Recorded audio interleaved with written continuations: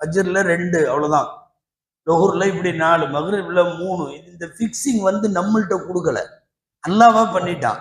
அந்த மாதிரி நான் எவ்வளவு ஜகாத்து கொடுக்க வேண்டும், இதை ஏன் பொறுப்புல விட்டுருந்தா அவ்வளவு சீக்கிரமாக மனிதன் முன் வர மாட்டான். அதனால தங்கம் வெள்ளி வச்சிருக்கியா, இப்படி கொடுத்துரு. விவசாய நிலம் விளைச்சல்லாம் வந்துட்டு இருக்கா, இப்படி கொடுத்துரு. கால்நடைகள் ஆடு மாடெல்லாம் வச்சிருக்கியா, இப்படி கொடுத்துரு. வியாபார சரக்கு ரொக்க பணம் இதெல்லாம் வச்சிருக்கியா, இப்படி கொடுத்துரு. கணக்கை அல்லாஹ் போட்டான். உலகத்துல 3 விஷயம் இருக்கு, இந்த கணக்குல நாம உள்ள போகவே கூடாதான்.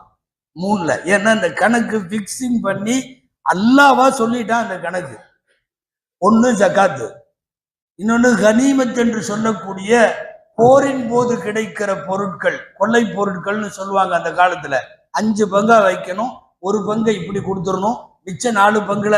இது இந்த அளவெல்லாம் குரான்லயே வருது. கனிமத்து. 3வது வாரிசுரிமை சட்டம். பையனுக்கு 2, பிள்ளைக்கு 1, மனைவிக்கு வந்து குழந்தை இருந்தா 4ல் 1, குழந்தை இல்லைன்னா 8ல் 1. மனைவிக்கு 8 பாகத்தில் 1 பாகம் தந்து விட வேண்டும். இறந்து போனவருக்கு குழந்தைகள் இருந்தால், இறந்து போனவருக்கு குழந்தை எல்லாம் இல்லைன்னா மனைவிக்கு 1/4 அவ்வளவு கொடுத்துடணும். பெற்றோர்கள் இருந்தால் 6ல் 1 பங்கு தரணும். இந்த கணக்கையும் நம்மள்கிட்ட கொடுக்கல. ஏன்னா குடும்பங்கள்ல அவங்கவுங்களுக்கு பிடிச்ச மாதிரி ஒரு மாதிரி அவெல்லாம் கணக்கு போட்டு சில பேர்த்துக்கு ஒண்ணும் இல்லாம பண்ணிடுவாங்க, சில பேர்த்துக்கு எக்கச்சக்கமா அள்ளி கொடுத்துருவாங்க. இதுல வந்து சாமர்த்தியக்காரன் பிழைத்து கொள்வான். இதையெல்லாம் வைத்து மார்க்கம் அல்லாஹ்வே தீர்ப்பு செய்து விட்டான்.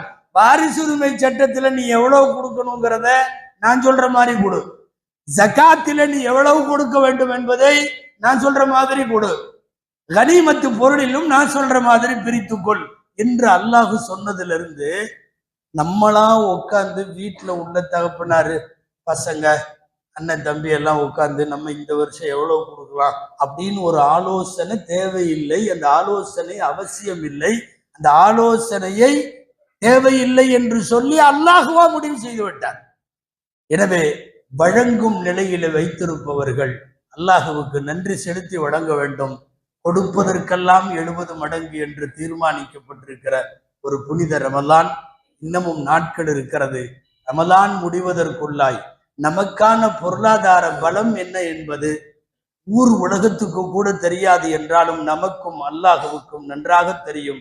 அந்த அடிப்படையில் புனித ரமலானில் எல்லா விதமான இல்லாதவர்களுக்காக, நன்மையான காரியங்களுக்காக, குறிப்பாக உங்கள் சொந்தக்காரர்களிலே இருக்கக்கூடிய ஏழைகளுக்காக நீங்கள் வாரி வழங்க வேண்டும். அல்லாஹ் பரக்கத்தை செய்ய